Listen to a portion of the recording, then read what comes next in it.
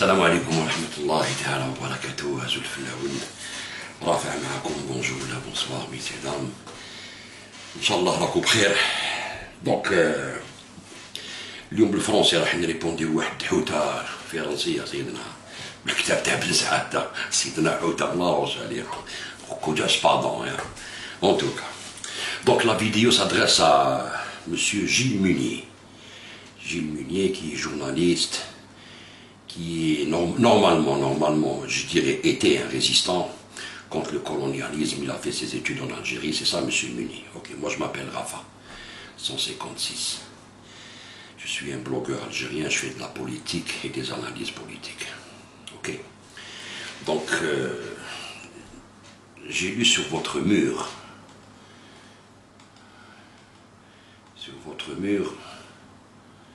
vous avez... Alors, je vais montrer votre mur, comme ça. J'espère que c'est pas où. Vous avez mis la pancarte de Rachad. Rachad. Et vous avez écrit un article, un coup de poignard dans le dos du Hirak, par rapport au livre du professeur Ahmed Ben Saada, que vous connaissez, je pense. Ok. Vous avez écrit un coup de poignard dans le Hirak. C'est-à-dire que lui a donné un coup de poignard au Hirak. Regardez bien.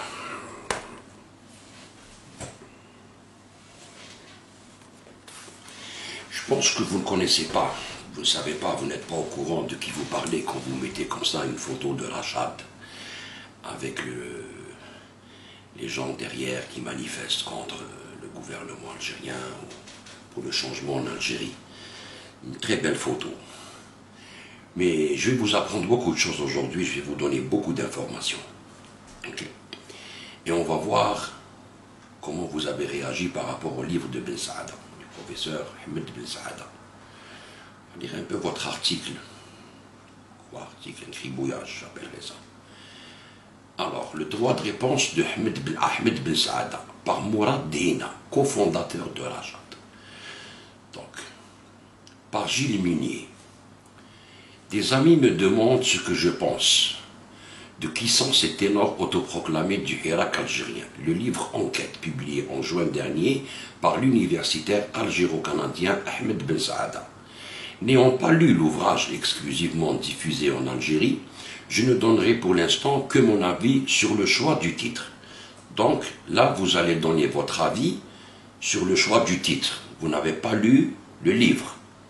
Donc vous critiquez que le titre. C'est bon. Alors, dans des extraits parus sur Internet, l'auteur prend à partie des figures du mouvement populaire anti-système algérien, notamment l'avocat Moustapha Bouchechi, ancien président de la Ligue algérienne pour la défense des droits de l'homme. N'oubliez pas qu'il était député avec le système algérien. Okay. La juriste Zoubida Assoul, ancienne porte-parole de Mouatana, qui militait contre le 5e mandat du président Bouteflika, qui était pour l'arrêt du processus électoral, vous l'avez oublié, qui était rapporteuse juridique du président Zelouel, qui a travaillé avec le système jusqu'en 2010. Donc, ça vous oubliez de le dire. Karim Tabou, ancien premier secrétaire du FFS, Front des Forces Socialistes, le parti d'opposition fondé par Hussein Aïd Ahmed, et Mourad Dina, cofondateur du mouvement Rachad. D'accord. Donc Tabou, vous ne dites pas aussi que c'était un député, jusqu'en 2017, dans le même système. Alors, j'ai suivi au jour le jour depuis le 22 février 2019 le développement de la situation en Algérie. Et à ma connaissance, aucune des personnalités citées, ni personne, ne s'est autoproclamé ténor ou porte-parole du Hirak. Parfait. Personne ne s'est autoproclamé. Alors, donc si personne ne s'est autoproclamé ténor ou porte-parole du Hirak, le fait que Ben Saada parle d'eux dans son livre démontre qu'il ne parle pas du Hirak, parce que vous reconnaissez que ce n'est pas les ténors du Hirak. Donc, là, vous faites une erreur déjà d'appréciation. Tous ceux qui sont intervenus dans les médias ont répondu par la négative à la question de savoir s'ils parlaient au nom du Hirak. En revanche, nombreux sont ceux qui ont été arrêtés pour avoir publiquement donné leur opinion sur le système algérien. Les noms des prisonniers les plus connus sont ceux du Moudjahid Khadr Bourga, Karim Tabou, emprisonné puis libéré provisoirement, mais combien d'autres croupissent encore en prison, comme le journaliste Khaled Rarni de Radio M, arrêté uniquement parce qu'il rendait compte objectivement du déroulement d'une manifestation. Parfait. Ok. Alors, je ne connais pas personnellement Moustapha Bouchachi, Zoubida Assouli, Karim Tabou, et je salue leur courage. Très bien, vous ne les connaissez pas, mais vous saluez leur courage. Ayant milité en 2012 pour la libération de Mourad Dina, incarcéré à la prison de la Santé, il m'est arrivé ensuite de m'entretenir avec lui. Je sais qu'il n'en manque pas non plus. Lui aussi est très courageux, Mourad Dina. D'après ce que vous dites, hein. Ok. À la suite de la parution de Qui sont les ténors autoproclamés du Hirak algérien, Mourad Dina a réagi avec calme. C'est ce que vous dites, ok. Avec calme aux attaques mensongères et diffamatoires le concernant, en adressant à l'auteur un droit de réponse qui n'a toujours pas été publié. Donc, vous dites que vous n'avez pas lu le livre. Vous jugez juste d'après le titre du livre. Mais, de l'autre côté, vous dites qu'il y a eu des déclarations mensongères, des attaques mensongères et diffamatoires le concernant Dina. Comment savez-vous qu'il y avait des attaques mensongères et des diffamations si vous n'avez pas lu le livre, Monsieur Munier? Est-ce que vous pouvez nous expliquer, ou est-ce que pourriez-vous nous donner le chapitre du livre où il diffame Dina, où il l'attaque avec des mensonges? Est-ce que pourriez-vous le faire? On attend, faites-le. C'est grave, j'ai pas lu le livre, mais il a attaqué Dina. Il a diffamé Dina, il a attaqué calme aux attaques mensongères. Donc vous concluez qu'il y a attaque mensongère, sans avoir lu le livre. Incroyable. Réponse à Ahmed Ben Saada par Mourad Dina. Et puis vous publiez la réponse de Mourad Dina à Ahmed Ben Saada. Ce que j'ai fait moi à l'époque. Ok? Et vous dites que Mourad Dina a répondu calmement. Eh bien, ça se voit que vous n'êtes pas au courant de l'histoire. Parce que avant que Mourad Dina ne donne cette réponse, il a répondu avec une vidéo où il insulte Ahmed Ben Saada, où il l'accuse d'être un sbire du pouvoir, où il l'attaque lui, il le diffame en lui disant que vous êtes payé par le pouvoir algérien. Et ça, vous ne l'avez pas vu. Et vous n'avez pas fait une recherche pour savoir qui c'est qui a demandé cette réponse. C'est Rachad, c'est Mourad Dina, votre ami, qui a demandé cette réponse, certainement. Parce qu'ils sont aux abois aujourd'hui, Rachad. Tout le peuple algérien sait qu'ils sont Rachad. Parce qu'on les a grillés, moi le premier. Et Ben Saada aussi a déflagré leur vitrine. Les gens qui les entourent, qui les aident de blanchir, ces terroristes, comme vous le faites vous-même, en essayant de les blanchir sans savoir qui c'est. Et je vais vous démontrer dans cette vidéo que leurs idées, vos idées sont vraiment à l'opposé. Rien à voir. Je vais vous le prouver dans cette vidéo. D'abord, je vais vous montrer la réponse de Mourad Dina. Ok. Je vais vous montrer la réponse de Mourad Dina pour Ahmed Ben Saada.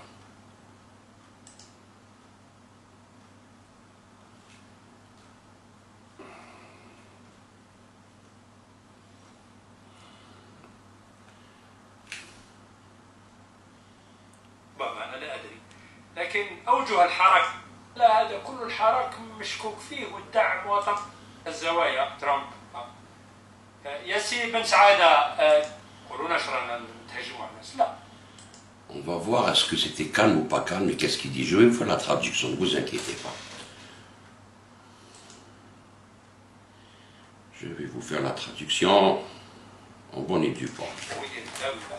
لكن أعطى نظرة، وجهة نظره، أنا أحسن الظن هو تفكيره وصل هذا الشيء، لكن يصبح مشكلة عندما يصبح أداة ووسيلة لسياسة معينة. والآن عندما تنشر له وكالة الأنباء الجزائرية باللي دار كتاب ويطايح الحراك، قال لك الحراك هذا أمريكا تسير فيه، لان فيه اطراف في امريكا تمول امريكا اللي راهي تمدح فيها الزوايا ترامب. يا سي بن سعاده تقول لنا نفس الشيء على الزوايا ولا لا؟ هذا اللي يقولوا زوايا مش زوايا كلها، لان عاود ناكد في زوايا مخلصه ونظيفه. هذا الطرف هذا اللي راه يمدح في تبون ويقول ترامب راجل صالح، دير لنا عليه كتاب ثاني في تحليلك من هي الاطراف التي تدعم حكم العسكر وتدعم حكم بوتفليقه وتدعم حكم تبون، بينها لنا ثاني. راه يقول ترامب هذه يدعمها ترامب ربما، فيقول لنا باللي هذا لا هذا كل الحراك مشكوك فيه والدعم واطراف خارجيه وكذا للنيل من الجزائر. هو طبعا هذا ظهر في حصه مؤخرا تلفزيونيه على القناه الرسميه، وجابوا واحد اخرين هذا لابيفيير وروني نابا معروفين، واحد المجموعه اللي بالنسبه لهم كل ما يقع في العالم العربي من ثورات كذا كله مخترق ومن قوى تريد المساس بأمن واستقرار العالم العربي، لأنهم استقرار العالم العربي عندهم هو بشار الأسد وهو السيسي وهو بن سلمان وهو مدريد القذافي، هذا هم كل الديمقراطية وحقوق الشعب. Donc alors là il parle et il dit que René Naba, okay, que vous connaissez très bien, et que la Bévière, c'est des gens qui sont l'équipe de Ben Saada. Tous ces gens-là disent que les révolutions arabes sont des révolutions manipulées par les États-Unis, l'OTAN, c'est pour déstabiliser le monde arabe. Donc il n'est pas d'accord avec cette analyse. Il dit non. C'est-à-dire ces gens-là sont des gens qui soutiennent Bachar al-Assad, al-Qaddafi, Salman et tout ce qui s'ensuit ici en Égypte. Et c'est des gens qui parlent de complot contre les pays arabes. Donc lui, il n'est pas d'accord avec ça. Ok. Mais, on va voir ce que... Donc, la réponse de ce monsieur Abdel Saada a été virulente. Vous allez voir encore.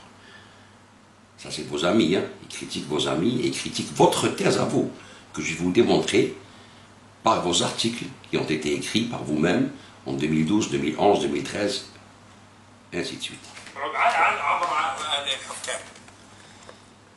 كلام واحد الهشاشه الفكريه انا اتحداك يا بن سعاده، تجبت قلت ما ادري واحد المنظمه تاع ديتور وعطاوها 10,000 دولار امريكا، ربما انا لا ادري، لكن اوجه الحراك الحقيقيه هيا يبدا سي بن سعاده جيب على منظمه تنظيم كيما رشاد، هيا يبين لنا شكون هذا اللي يدعم فينا.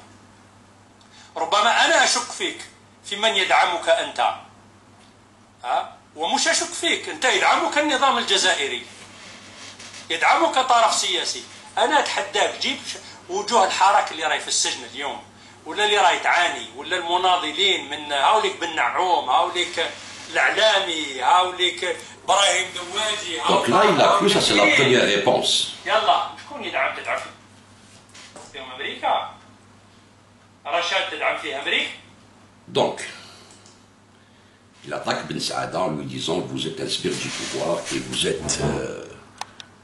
vous êtes soutenu par le pouvoir et vous travaillez pour le pouvoir algérien, comme ça gratuitement, boum.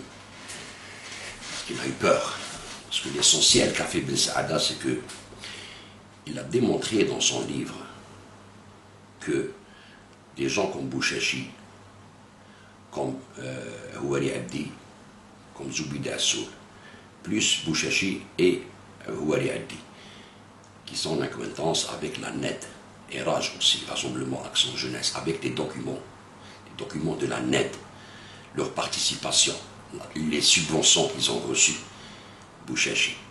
Et ça, c'est des gens qui couvraient Rachad, comme vous. C'est-à-dire, les gens ne peuvent pas penser que ces gens-là sont des islamistes. Donc, vu qu'ils sont avec Rachad, Rachad est blanchi. Ben Saada a cassé la vitrine. La vitrine est tombée, ils n'ont plus de couverture. Il les a dénudés, ils sont à poil maintenant. Tout le monde a vu. Et c'est pour ça qu'ils ont paniqué.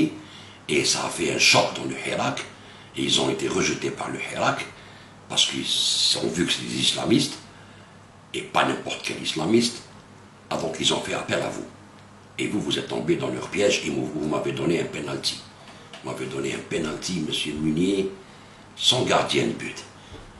Juste en soufflant sur le ballon, je marque. Parce que ça fait longtemps que je voulais parler avec vous. Mais bon, je dis laisse tomber. Mais aujourd'hui que vous êtes entré dans ce débat, je vais vous dire les 4 vérités.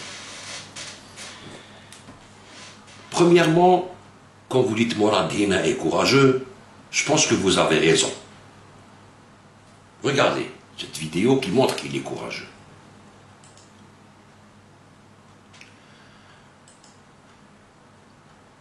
Que vous défendez très bien Morad Hina, vous défendez bec et ongle. Vous le défendez bec et ongle.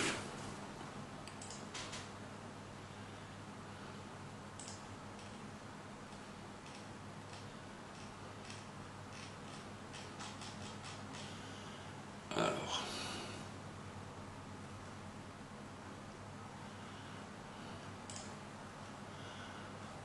Donc.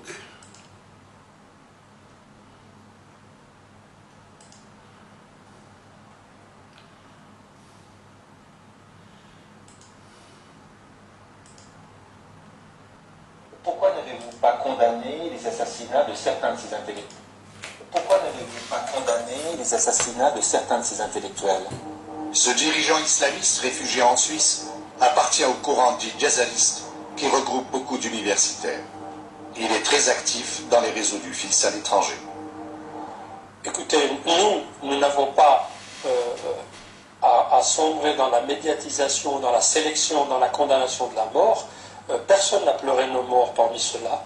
Bien plus, tout le monde a applaudi.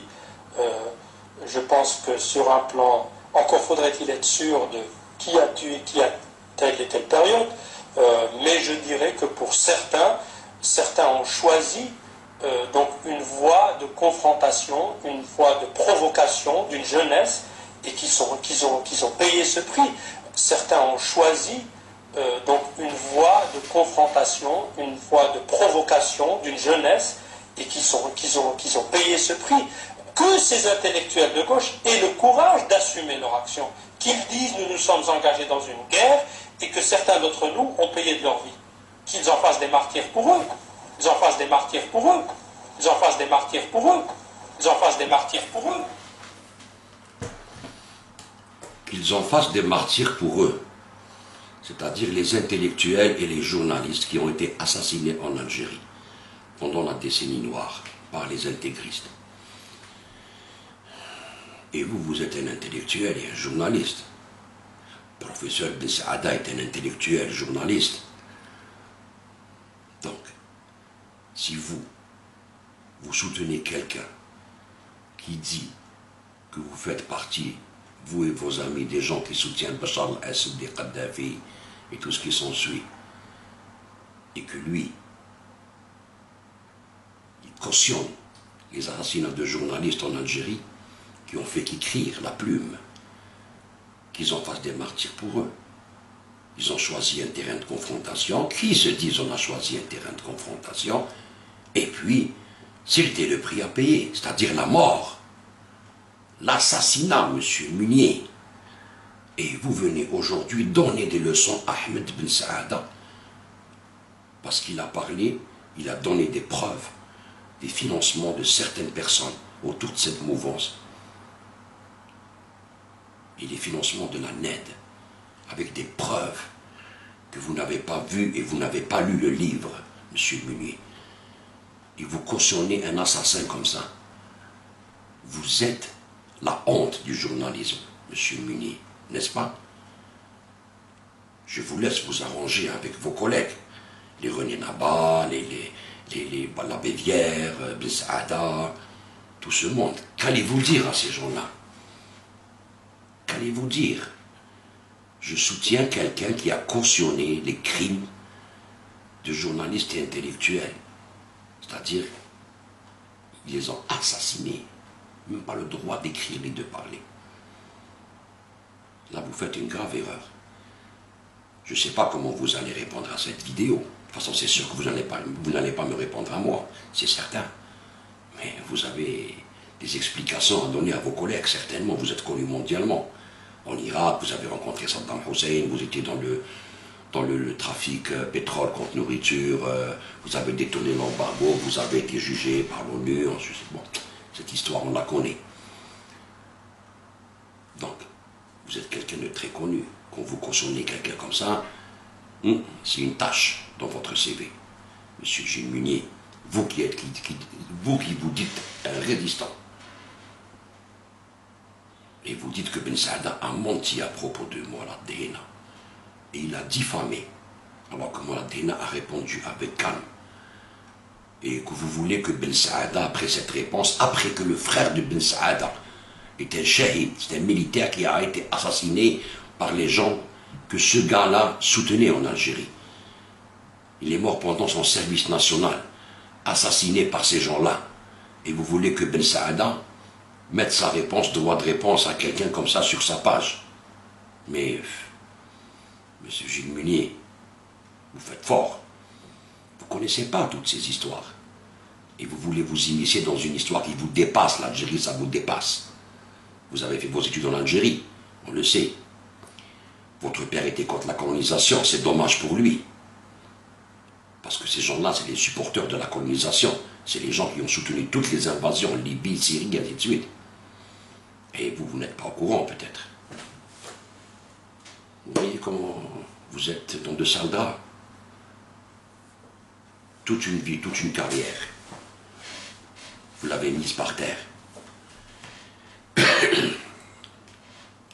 Sans avoir lu le livre.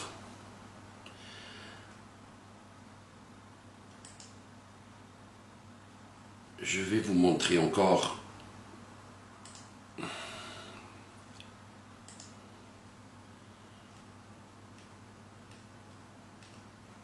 qu'est-ce qu'il a dit dans son livre à propos du Hirak, le professeur Abdel Saada. Je vais vous lire. Comme ça vous allez voir que vous avez fait une grave erreur professionnelle. Alors,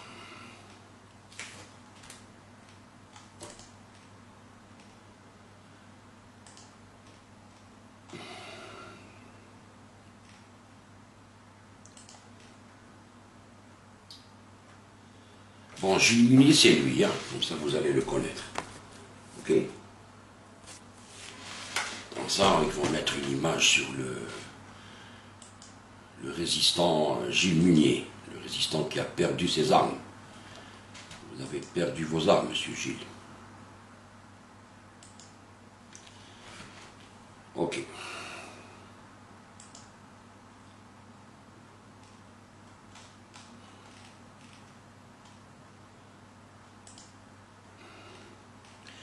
Alors, ce que dit Ibn Saada à propos du Hirak, je vais vous le lire, juste pour que les gens sachent c'est quoi le...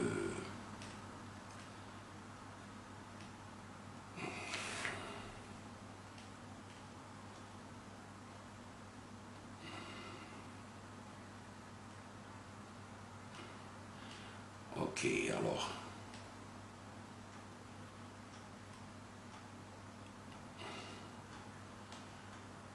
Attendez voir. Attendez voir.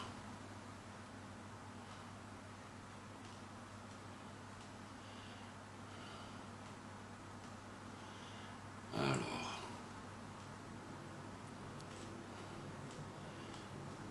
Ok.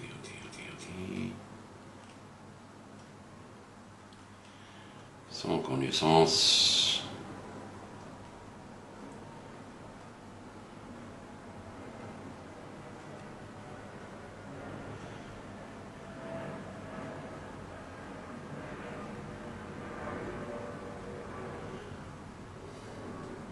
Bon, je pense qu'on va laisser pour plus tard ça parce que je vois pas.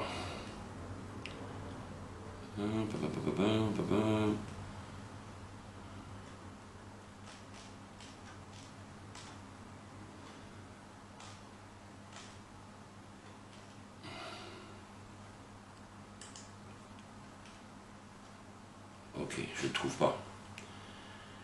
Je ne le trouve pas, c'est pas grave.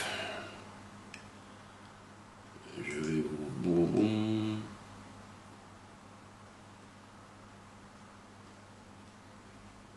Conclusion. Ah voilà, ok. Donc, le Hira, qui a été un événement unique et grandiose dans l'histoire de l'Algérie, se doit d'être intrinsèquement algéro-algérien et de ne permettre aucune collusion avec des intérêts étrangers. Ce sont ces conditions qui garantissent l'épanouissement de l'Algérie de demain. Après avoir écrit en introduction, le Hirak algérien a fêté son anniversaire. Cet événement majeur dans la vie politique a bouleversé tous les codes du pays. Il a modifié la psychologie d'un peuple, a aiguisé son sens de la discipline, a soudé ses rangs dans un objectif commun contre le despotisme de la Hogara et a réussi avec brio le déboulonnage d'un système prédateur. Alors, monsieur Munier, ça c'est un coup de couteau dans le dos, Hirak? Non, je pense pas. Donc là, vous avez menti à propos de Ben Saada et vous devez des excuses, si vous êtes vraiment honnête. Ok. Donc, on va voir maintenant, je vais vous montrer comment cette organisation Al-Achad a soutenu toutes les invasions et toutes les guerres qui ont été provoquées par l'OTAN, comme vous le dites vous, okay, qui ont été provoquées par l'OTAN. Et on va voir comment vous soutenez une organisation comme ça. On va voir alors. Là, c'est un article qui date de 2012. Gilles Munier et Cherif Abdeldaïm, La Nouvelle République, Algérie, le 3 janvier 2012. Ok. Interview de Gilles Munier par Cherif Abdeldaïm, La Nouvelle. Alors, à Alger, où il résidait, Gilles Munier a milité dès 1964 dans les associations françaises de solidarité avec le monde arabe et de soutien à la lutte du peuple palestinien. Son père, favorable à l'indépendance de l'Algérie, avait rejoint symboliquement le colonel Améroche. Au Maki, arrêté à son tour, il a été plus tard interdit de séjour dans les départements algériens. Alors, depuis 1986, Gilles Munier est secrétaire général des Amis franco-irakiens, ainsi de suite. Pour vous, la campagne anti-Bachar est un complot. Qui sont les instigateurs de ce complot et à quel dessein? Okay. Donc pour vous, la Syrie c'est un complot. Contrairement à ce que dit Mourad Dehna, par exemple, en répondant à Ahmed Ben Saada. Il dit que ces gens-là, René Naba et la Bévière, c'est des gens qui sont avec Bachar al-Assad, ils disent que c'est un complot, et vous le dites ici. Donc, le complot vise la Syrie, Bachar al-Assad se trouve en être le président. L'ordre instauré par les grandes puissances après la Première Guerre mondiale est en fin de course. L'élan nationaliste qui a tenu la dragée haute aux Occidentaux est épuisé. Faute d'avoir pu évoluer, les peuples arabes se révoltent contre la corruption, l'arrogance et la compromission de leurs dirigeants. L'influence grandissante de l'Iran, allié de la Syrie, gêne les plans géostratégiques de l'OTAN. L'Occident tente de reprendre en main la situation. Donc c'est une invasion, c'est un colonialisme, et vous le dites vous-même. Okay. La déstabilisation de la Syrie, comme celle de l'Irak, fait partie du projet du démantèlement du monde arabe, sur des bases ethniques, tribales ou confessionnelles. Les contre-mesures adoptées pour détourner les printemps arabes de leur objectif semblent inspirées du plan Yinon de 1982, du nom d'un fonctionnaire du ministère israélien des Affaires étrangères qui préconisait la création de mini-États antagonistes partout dans le monde arabe. En Syrie, il s'agirait au mieux de reconstituer la fédération d'États confessionnels créée par le général Gouraud en 1920, du temps du mandat français, c'est-à-dire un État Haleb, un État de Damas, un État alawite et un État druze. À l'époque, ce fut un échec, et le drapeau qu'ils ont repris, ceux qui se disent révolutionnaires en Syrie, c'est le drapeau de Gouraud. C'est le drapeau de la colonisation française, du mandat français. Donc, alors, c'est-à-dire l'État arabe. Rien ne nous dit que les Occidentaux parviendront cette fois à leur fin. En Libye, par exemple, le colonel Kadhafi a été renversé, mais la situation est loin d'être stabilisée. La donne peut changer. Le chaos constructif est maîtrisé, prôné par les néoconservateurs américains sous George W. Bush, risque fort d'aboutir au chaos. Tout court. Cela, les multinationales n'en ont cure. Le principal étant pour elles de contrôler les champs pétroliers et qu'Israël survive en tant qu'État juif. Donc, grosso modo, vous dites que l'invasion, c'est une invasion. La Syrie, c'est une invasion pour Israël, le plan Odedinan, tout ce qu'on a parlé depuis des années, nous aussi. Donc, Mourad Dehna vous dit dans sa vidéo en réponse à Ben Hamid Saada, non. Donc, est-ce que vous êtes dans le camp de Mourad Dehna ou vous êtes dans le camp des René Naba et la Bévière? Restons dans le domaine professionnel, hein, ne disons pas de... Donc, vous voyez, ils sont à l'opposé de votre pensée. Et vous les défendez. Donc, s'il y a complot contre la Syrie, c'est que ces gens-là sont des mercenaires de ce complot, ni plus ni moins. Des mercenaires médiatiques, politiques. Alors, parmi cette opposition, il faut compter également les frères musulmans. N'est-il pas à craindre une guerre civile si demain le régime de Bachar al-Assad venait à chuter? La guerre civile, c'est le scénario du pire. La Syrie l'évitera si un dialogue franc et décomplexé s'instaure entre les frères musulmans et les baptistes, s'il aboutit à des élections réellement démocratiques. Donc, à une question, je vais vous montrer comment... Alors, là, dans cette réponse, vous dites des manifestations anti-Poutine ont été organisées et Gorbatchev est revenu à la charge pour conseiller à Poutine de démissionner. Tous les ingrédients utilisés par le milliardaire George Soros, écoutez bien ce que vous dites, spécialiste des révolutions oranges, ont été réunis. Des centaines de millions de dollars de fonds étrangers auraient d'abord circulé en Russie, selon Vladimir Poutine, pour influencer le scrutin. Les fonds finançant les ONG russes pro-occidentales ont, dit-on, transféré par le NDI, National Democracy Institute, que préside l'ancien secrétaire d'État Madeleine Albright, une organisation que l'on retrouve derrière les blogueurs des printemps arabes. Se débarrasser de Poutine ou le déconsidérer est crucial pour éviter les vétos russes au Conseil de sécurité lorsqu'il sera question d'intervenir militairement en Syrie ou en Iran. C'est-à-dire que vous dites que la NED, parce que la NDI c'est une branche de la NED, ok, et cette NED avec George Soros et les révolutions oranges et les blogueurs, les printemps arabes quoi, ont été fomentés par la NED. Et c'est le livre de Ben Saada que vous reprenez, Arabesque. Cette information est là. Donc pourquoi aujourd'hui vous dites que Ben Saada a attaqué Dehna, alors qu'il n'a pas parlé de Dehna dans le livre? Il a dit des mensonges sur lui, et puis il a diffamé. Oh, là vous êtes coincé. Et vous dites la même chose pour la Russie. Et vous croyez au financement international de ces organisations. Et quand Ben Saada ramène des preuves, dans le livre de la NED, des documents de la NED, officiels, certifiés, avec les noms de Bouchachi, avec les noms de Eldi, qui ont touché de l'argent, et qui sont les gens qui entourent Al-Assad, qui les blanchissent, ah, vous dites c'est des attaques mensongères.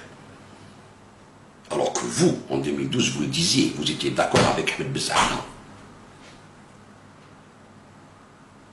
3. Ok? Ça, c'est la Syrie. On va aller vers la Libye, par exemple. Guerre de Libye, du sang sur les mains des députés français.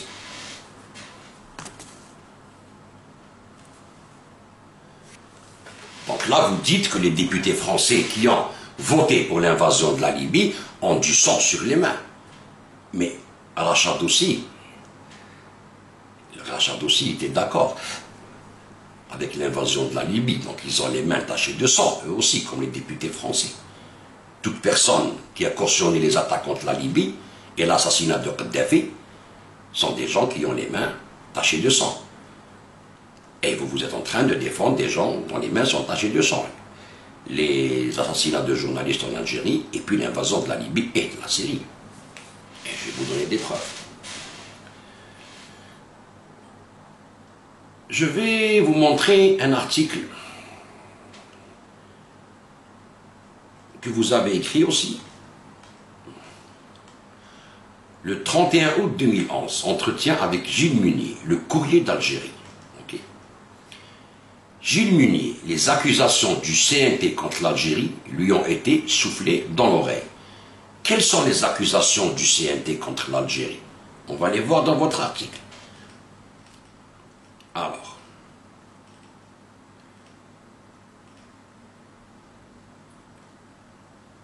Donc, alors à la question, les rebelles s'entêtent à couvrir leur humiliante paralysie face à Kadhafi par des accusations gratuites contre l'Algérie, qui dès le début ne les a pas tenus en haute estime. Donc ils disent ça, Kadhafi n'était pas mort encore. Hein. Okay. Alors qu'est-ce que vous répondez? Qui peut avoir de l'estime pour des révolutionnaires en peau de lapin? Ça c'est les gens, les rebelles de Libye. Okay. Mustafa Abdel Jalil, président du CNT, est du même acabit que les chefs des fonds maquis créés par les services spéciaux français pendant la guerre d'Algérie. Donc vous êtes contre le CNT. Ok? Alors, et du même acabit que les chefs des fonds maquis créés par les services spéciaux français pendant la guerre d'Algérie. En avril dernier, les accusations qu'il a portées contre l'Algérie, transport de mercenaires africains en Libye, livraison de matériel militaire et de munitions, lui ont été soufflées par ses maîtres français et qataris. Abdel Jalil balaie devant sa porte. La Syrie naïque est avec l'Irak et l'Afghanistan le paradis des sociétés militaires privées occidentales. Ça c'est en 2011, avant la mort de Kadhafi. Vous avez dit qu'Abdel Jalil, le Qatar et la France lui ont soufflé que l'Algérie ramenait des mercenaires et envoyait des armes pour Kadhafi, pour sauver Kadhafi, n'est-ce pas? On va voir qui c'est qui a parlé comme ça, du mouvement à la chatte. Ok. Suivez la flèche, monsieur Munier. Suivez la flèche, monsieur Munier. Suivez la flèche.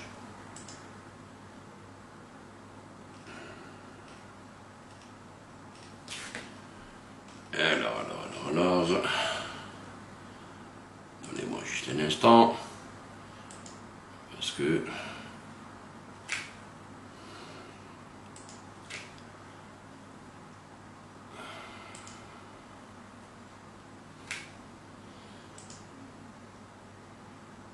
mon petit matériel n'est pas comme le vôtre. J'ai pas d'argent. Alors.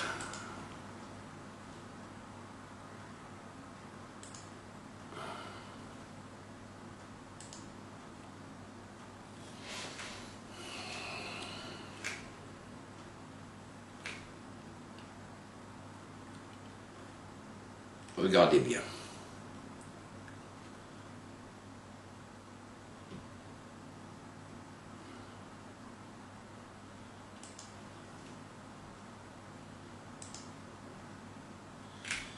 Ça, ظالم حاكم تقوموا معاه تخفوا معاه.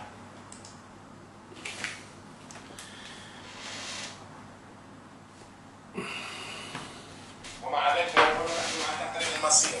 اي تقرير المصير؟ تقرير المصير هو ان عندما يثور شعب ضد ظالم حاكم تقوموا معاه تخفوا معاه. ما تخفوش مع الظالم الحاكم، او على الاقل تلتزموا الصمت تسكتوا. ما تدعموش بالبنزين وبالاسلحه وتخلوا الملتزمين يدخلوا من جهه الجزائر ماليين ونيجيريين وتشاديين وغيرهم، على الاقل ماليين ونيجيريين وبعض الاخرين. ما تخلوش صرب واوكران وبلوروس ويجوا يدخلوا لليبيا عن طريق الجزائر. ما تخلوش الطائرات الجزائريه مانيش عارف واش كانت تعمل في الايام الاولى وتروح وتجي من ليبيا. هناك ادله كثيره، نحن لن نستطيع ان نقدمها للاسف، لدينا هذه، لكن نريد ان نحافظ على اخواننا ليبيا. Il dit que nous avons des preuves que l'Algérie fait rentrer laisse passer des mercenaires maliens et croates et serbes, et des avions algériens qui vont là-bas pour le soutenir, ils envoient des armes. Ça, c'est un membre de la Charte, c'est l'Arabie Saoudite. Vous connaissez très bien. Vous avez dénoncé ça dans votre article. Vous avez dit qu'on a soufflé, c'est le Qatar et la France qui a soufflé ça à ces gens-là. C'est vous qui êtes témoin. Et c'est vous qui le dites dans votre article. Donc si aujourd'hui vous collez la pancarte à la chatte sur votre page Facebook, c'est grave, c'est incroyable. Et ce gars a soutenu l'invasion de la Libye. Vous voyez, monsieur Munier, vous voyez bien, monsieur Munier, comment vous avez fait une grave erreur. Je vais vous montrer encore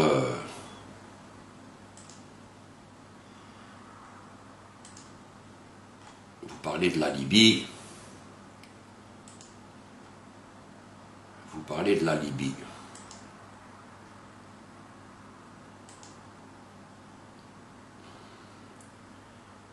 Ok.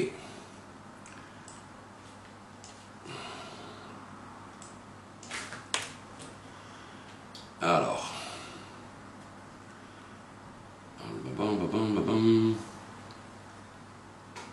Algérie. Voilà.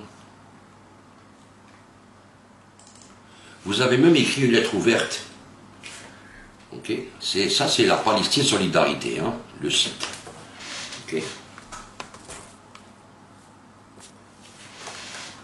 Alors là, vous avez une intervention militaire française en Libye, lettre ouverte aux députés et aux sénateurs. Ok. Ayant séjourné une semaine à Tripoli du 8 au 14 juin dernier, dans le cadre des reportages sur la situation en Libye pour le magazine Africazi, j'estime être de mon devoir de témoigner sur ce que j'ai vu et entendu et de vous communiquer des informations qui n'ont pas été rapportées par les médias français. D'emblée, je tiens à souligner que cette lettre n'est pas un plaidoyer pour le colonel Kadhafi ou son régime. Bon. Alors, je suis arrivé à Tripoli le 8 juin au lendemain du plus important bombardement qu'ait connu la ville depuis le début de la guerre. 60 frappes dites ciblées causant la mort de 31 civils et de nombreux blessés. J'y ai appris que cette opération n'avait pas seulement été lancée pour détruire des sites dits militaires, mais parce que le 7 juin est le jour anniversaire du colonel Kadhafi. Alors, il est vrai que de nombreux Libyens faisaient la queue aux postes frontières pour se réfugier en Tunisie, mais je n'ai pas constaté d'agitation particulière ou de déploiement policier à mon arrivée à Tripoli. Les informations selon lesquelles les Libyens vivaient calfeutrés chez eux de peur de la répression des forces du régime sont fausses. Sur le front de mer, des familles se promènent aux terrasses des cafés, on fume le narguilé, les discussions s'arrêtent lorsqu'un vrombissement d'avion volant à 500 mètres d'altitude se fait entendre. Les regards tentent de l'apercevoir en vain. Et c'est un rafale français, un tornado britannique. Quelques secondes plus tard, une bombe explose au loin. Donc vous dites que les Libyens n'étaient pas réprimés par Kadhafi. C'est votre témoignage. Vous étiez sur le terrain. Ok? Vous dites que c'est les Français qui bombardaient. Parfait. Donc, alors, les Libyens disaient, je n'ai constaté nulle part de panique, mais de la colère. Rentrés chez eux qui me demandaient qui j'étais et pourquoi j'étais là. Ils n'en voulaient pas, disait-il, à la France du général de Gaulle, mais à Nicolas Sarkozy et à Bernard-Henri Lévy, à l'origine de cette guerre et de ses conséquences meurtrières pour la population civile. L'intervention militaire en Libye, le tiers des frappes est effectué par les avions français. N'a rien d'humanitaire. Le bombardement d'un pays étranger, quel qu'il soit, est un acte de guerre. Plus d'un millier de civils ont été tués, 3 fois plus sont gravement blessés. D'autres en plus grand nombre mourront de cancer dans les années à venir car les têtes des missiles ou leurs ailerons sont en uranium appauvri. Dans Tripoli, des affiches traitent Nicolas Sarkozy de tueur d'enfants. J'ai visité un hôpital et vu des civils et bien sûr des enfants blessés par les bombes intelligentes de l'OTAN. J'ai posé quelques questions à une fillette de 12 ans traumatisée par le fracas. Ok, une plainte devant la Cour pénale internationale. Siphonner la voix du Front National. Coût de la guerre, facture salée pour les contribuables. Faire retourner la Libye à l'ère pré-industrielle. La guerre sur de fausses informations. Donc la guerre sur de fausses informations. Ok, vous le dites. Avez-vous dit complot? Vous avez dit complot? Selon le quotidien italien Droite, libéraux appartenant au groupe de presse Berlusconi, le président Sarkozy aurait préparé le renversement du colonel Kadhafi dès le mois d'octobre 2010. Messieurs, mesdames le député, messieurs, mesdames le sénateur, au-delà des plaintes déposées contre Nicolas Sarkozy, c'est la France qui est salie. Ce sont aussi les principes du droit des peuples à disposer d'eux-mêmes et de la non-mimiction dans les affaires des autres États qui sont bafoués d'un revers de la main. En avril 2011, 66% des Français étaient favorables à l'intervention militaire française en Libye, parce qu'elle leur était présentée comme une opération humanitaire. Le Parlement n'avait pas été consulté. Aujourd'hui, mieux informés grâce à Internet, les Français sont 51% à s'opposer à cette guerre injuste et inepte. Ils vous sauront gré le 12 juillet de mettre un terme au massacre de civils libyens, à la dilapidation des deniers publics et à l'instrumentalisation de l'armée française pour faire réélire le président de la République. La guerre contre la Libye ne sont pas seulement le pétrole, elle préfigure, sait-on jamais, de nouvelles aventures coloniales. La livraison récente d'armes de guerre française aux rebelles berbères de Djbel Nefoussa au sud de Tripoli et des répercussions en Algérie, Kabylie et au Maroc. Rif, après la Kabylie, après la Libye et la Syrie, la France et l'OTAN vont-elles déstabiliser et partitionner les pays du Maghreb? Ça, c'est votre article, 2011. Ok, Rennes, le 7 juillet 2011. Que disaient à l'époque vos amis de Rachat sur l'invasion de la Libye? Je vais vous montrer.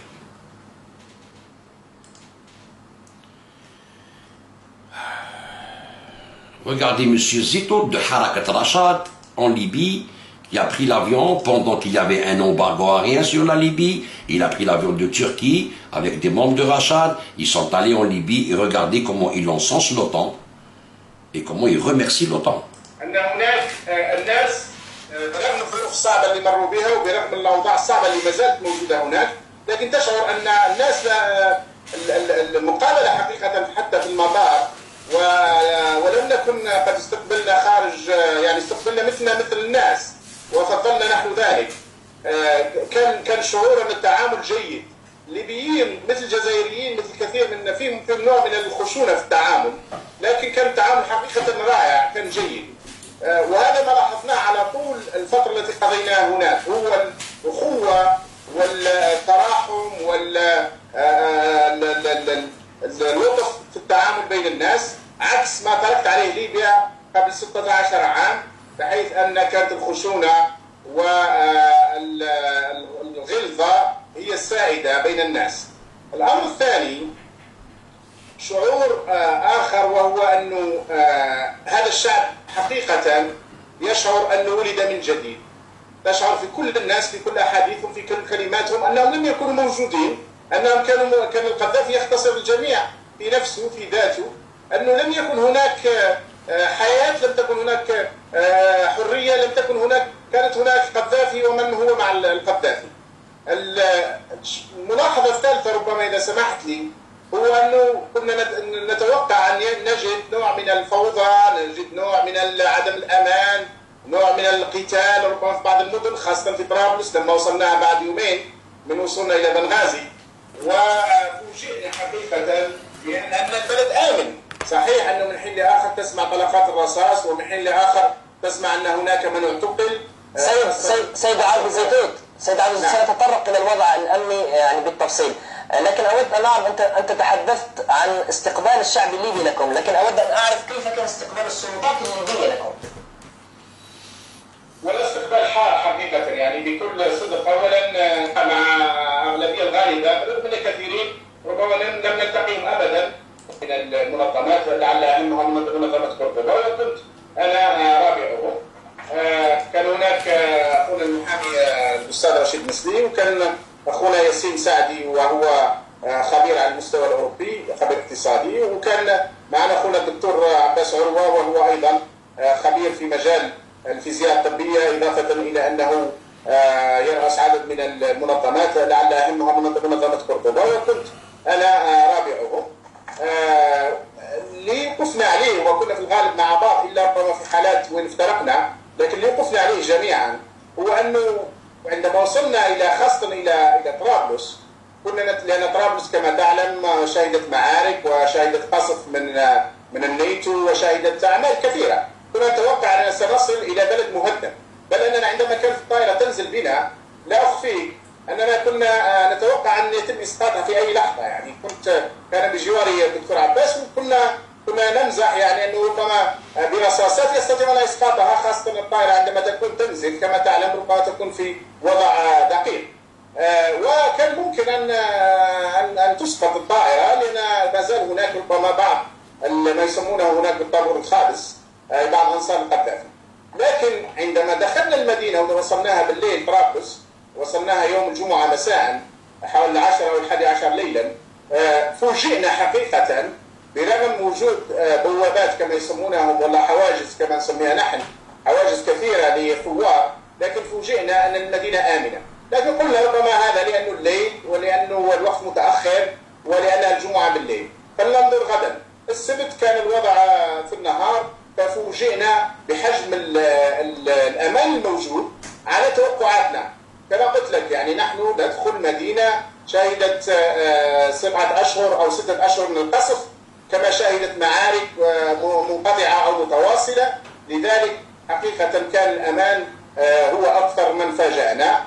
وأيضا شيء آخر فاجأنا، كنا نتوقع أن المباني نجد مباني مهدمة ونجد مدينة ربما نصفها مهدم، وفي الواقع التهديم أو المباني لم نجد إلا مباني قليلة جدا جدا هي التي شاهدنا كانت مهدمة. وفي الواقع أيضا أن غالب تلك المباني التي ضربت ربما من طرف حلف الناتو كانت ضربات كما يسمى جراحية، بمعنى أننا تجد مثلا عمارتين وبينهم مبنى يقال لك أن هذا كان مبنى المخابرات، العمارتين لا بأس عليهم والمبنى هذا ضرب. ووقفنا على كثير من المباني بهذا الشكل، ربما سأحكي على بعض الأشياء التي وقعت في الطريق. إذا كانت شبه ضربات جراحية. Donc lui ne parle pas des têtes de missiles nucléaires comme vous avez parlé vous, comme quoi des gens allaient mourir du cancer. Il dit que non, il dit on est arrivé, il y avait la paix, c'était la sécurité, et puis nous avons été vraiment surpris de voir qu'il y avait entre deux immeubles, l'immeuble du milieu était frappé par un missile, détruit carrément, c'était un immeuble de la sécurité militaire ou des services secrets de Kadhafi, et les deux autres immeubles étaient intacts. Donc c'est très bien, bon travail chirurgical de l'OTAN. Merci, c'est très bien l'OTAN, bravo. Contrairement à ce que vous disiez, je ne vois pas comment vous êtes d'accord avec ces gens-là. Vous qui dénoncez un complot international de colonialisme, autour du colonialisme en Syrie, en Libye. Qu'est-ce qui vous a pris? Et ça fait longtemps que vous êtes avec eux. Vous êtes même passé sur la chaîne de Magharibia et sur la chaîne TV, avec Mkhioba. À l'époque, je voulais vous répondre, après je me suis dit, bon, il n'est pas important lui. Et c'est vrai, vous n'êtes pas important. Mais là, vous commencez à prendre la défense de ce mouvement. Est-ce que vous savez qui est ce mouvement, monsieur Munier? Je vais vous montrer un album photo, pour vous rafraîchir un peu la mémoire. Et voir et vous montrer où est-ce que vous mettez les pieds. Et tous les Algériens le savent maintenant. Hein. Je vais vous montrer.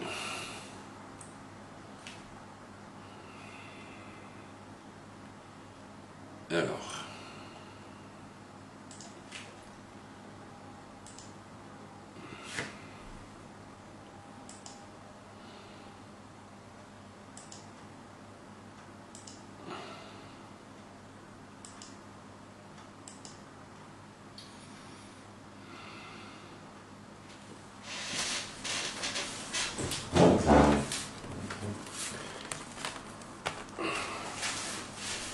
Je vais vous faire une séance vidéo photo, comme ça vous allez très très bien comprendre avec qui vous êtes. Ça, lui là, c'est le grand Manitou qui travaille sous Erdogan. C'est Hakim El-Materi. Okay. Lui c'est l'Ajami. Okay. Hakim El-Materi, c'est le coordonnateur et le secrétaire général de Mu'tamar al-Umma. Mu'tamar al-Umma, c'est le congrès de la nation islamique. Okay. Lui, il prend le khalifa. Quand on lit ses livres, il prend le khalifa. Lui, Mu'tamar al-Umma, dont fait partie Rachad. Je vais vous le montrer. Okay. Donc ce Mu'tamar al-Umma, c'est lui le chef, qui regroupe toutes les factions militaires en Syrie, en Libye, et les prochaines qui vont naître. Je ne sais où, mais c'est lui qui est le coordonnateur et l'idéologue du djihad international. Okay. En Syrie, partout. Lui, c'est Hakim al-Materi. Okay. Donc, ce Hakim al-Materi, qu'on voit ici aussi, le voilà, ok. Mu'tamar al-Umma. Regardez bien. Alors, ce Mu'tamar al-Umma, je vais vous montrer. Pas lui, pas lui. Le voilà, avec M. Zitot. Ok, je vais vous montrer bien. Ça, c'est M. Zitot, avec le drapeau turc et le drapeau de Mu'tamar al-Umma, le congrès de la Umma. Ici, c'est Julan, c'est un journaliste turc. Ok, c'est un peu comme vous allez voir. Ici, c'est Hassan al-Doqi. Ok, ça, c'est Hassan al-Doqi. Ok, ça, c'est Hakim al-Materi, Umma, et ça, c'est Zitot de Rachad. Parfait. Regardez bien. Alors, ici, ça c'est Al-Daqi. Hassan Al-Daqi. Hassan al-Daqi, on le voit ici avec un membre fondateur de Rachad. Ça, c'est Reda Bouda, celui qui a appelé à porter des armes ces derniers temps. Okay. Et c'est un membre fondateur de Rachad. Ça, c'est Hassan al-Daqi. Le voilà en Syrie. Non, attendez voir. Alors, ça, c'est l'Ajmi. Ok. Ça, c'est l'Ajmi. Et ça, c'est El-Materi. Ok. Lui, il est mort. Je vais vous le montrer dans une vidéo avec des militaires. Des terroristes, quoi. Ok. Donc, on va voir.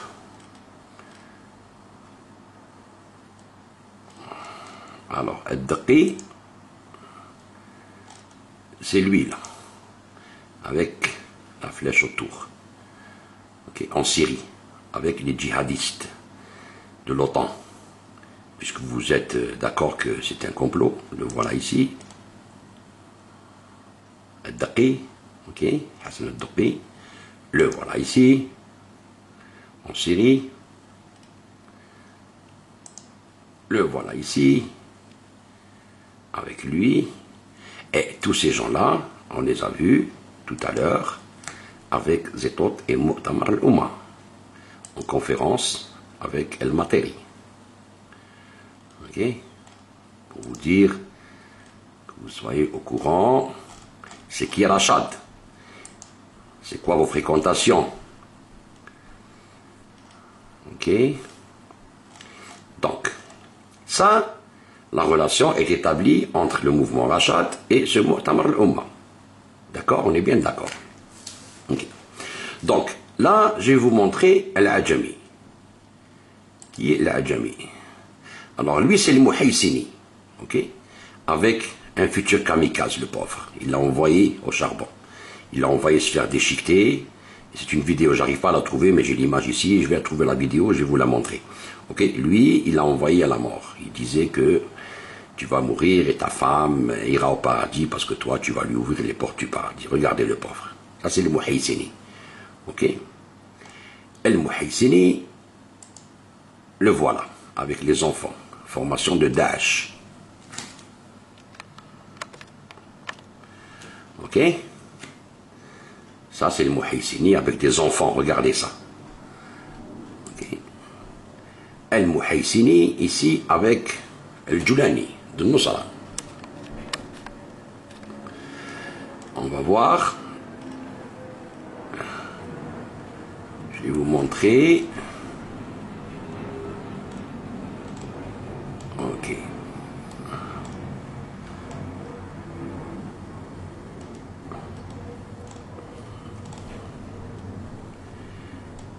Alors.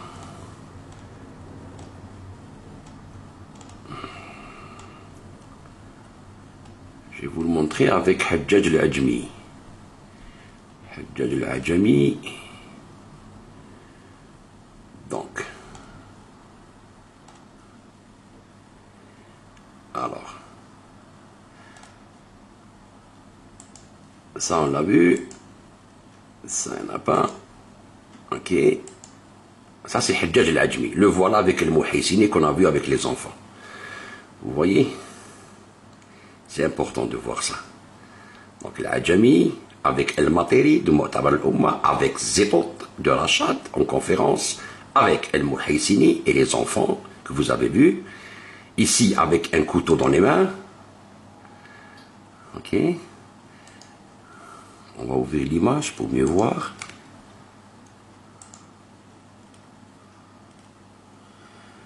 Le voilà avec un couteau dans les mains. Regardez le couteau ici, qui pointe. Ok.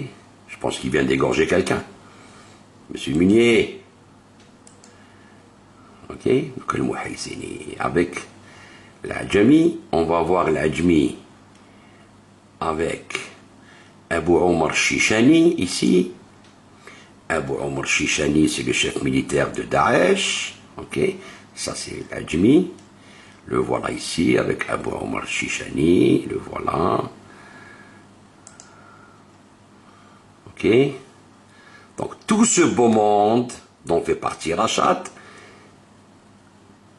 et que vous êtes en train de défendre a a sali votre carrière, monsieur Munier. Tout ce que vous avez fait pour combattre le colonialisme en Syrie et en Libye est tombé à l'eau, juste pour votre publication contre le professeur Ben Saada.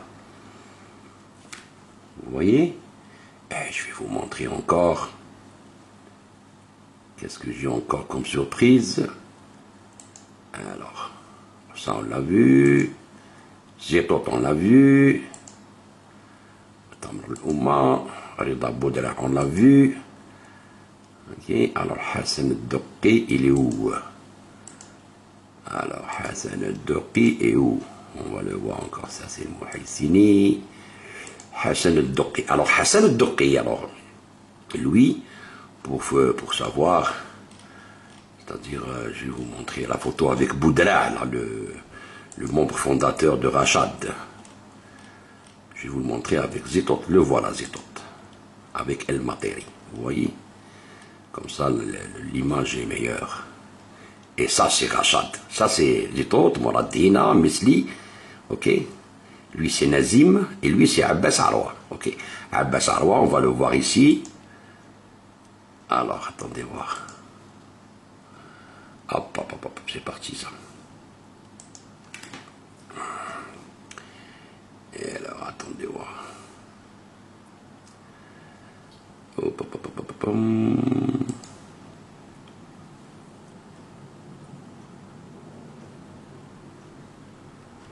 Alors.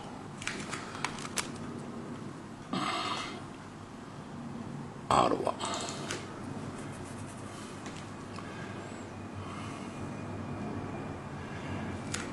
Alors, lui, c'est Abbas Arwa avec le mufti d'Al-Qaïda au Maghreb islamique, Abu Hafs al-Mauritani, Radwa de Ben Laden à l'époque, avec Ramid Dalati. Ramid Dalati qui est le coordonnateur de toutes les brigades terroristes en Syrie. Donc Rachad est avec tout ce monde-là. Et lui, c'est Abbas Arwa. Avec le mufti d'Al-Qaïda, M. Munier, est-ce que vous avez vu ces photos ou non? Vous voyez? Donc, et là, on va voir encore mieux l'image de Zetot. Le voilà, Reda Boudra, que je vous ai montré tout à l'heure. Ok? Mu'tamar al-Oumma, c'est ça. Ça, c'est Zetot. Elle est plus claire, cette photo. Le voilà ici, avec Doqi et El Materi. Donc, monsieur Munier, vous êtes coincé. Vous ne savez pas avec qui vous êtes. Je vais vous montrer l'Adjami, celui qui était en photo avec El Materi, et celui qui était avec Abu Omar Shishani. Comment il parle d'El Materi, de Mu'tamar al-Oumma. بكلمته وقال وليس سبة أنا أنتسب إليه. بيدك هو أراه إمام من أئمة الهدى بحق، وهو عالم جليل استفدت منه من سنة 2001 إلى اليوم وأنا أنهل من علمه، وأنا صديق لابن سلطان أصلا وأبو سلطان. شوف أفتخر بشيخنا الدكتور حاكم، فهو رجل بحق، رجل أمة بكلمته وقلمه. C'est un homme d'État, il dit. أنا أنتسب إليه. Il encense. Ok? Donc, vous avez vu, monsieur Gilles Munier, où est-ce que vous tournez?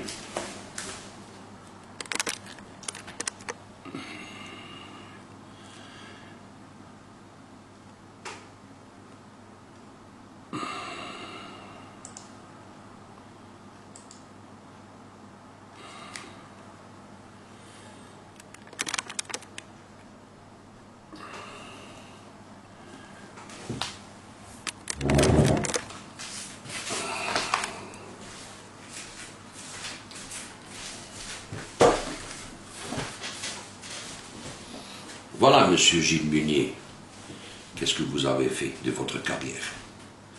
Tout ce que vous avez écrit en tant que résistant contre le colonialisme, contre les invasions de l'OTAN, et les articles et les lettres que vous avez écrits aux sénateurs et aux députés, et comment vous dénonciez toutes ces invasions et toute cette guerre qui a été fomentée par l'OTAN, comme vous le dites, et de l'autre côté, quand il s'agit de l'Algérie, vous vous mettez avec ces gens-là, avec ces terroristes, contre l'Algérie.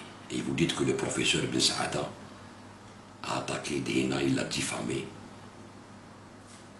Alors, monsieur Munier, vous avez craché sur tous vos collègues journalistes, René Naba, l'Abbé Bière, Palestine Solidarité, vos idées. Je pense que c'est la fin de votre carrière. Vous devriez prendre votre retraite. Parce que là, je vois que vous êtes perdu. C'est des gens qui soutiennent tout le terrorisme qui a frappé de plein fouet. Regardez comment c'est le Liban qui a entraîné le Liban dans une guerre, l'Égypte, la Syrie, l'Irak, le Yémen, le Soudan, la Somalie, le Mali, le Niger, l'Algérie, la Libye, même chez vous en France. Vous devriez accorder vos violons, monsieur, avec vos amis. Parce que là, vous n'êtes pas du bon côté. J'espère que vous allez répondre et donner des justifications et justifier vos gestes et demander pardon au peuple algérien de soutenir ces terroristes.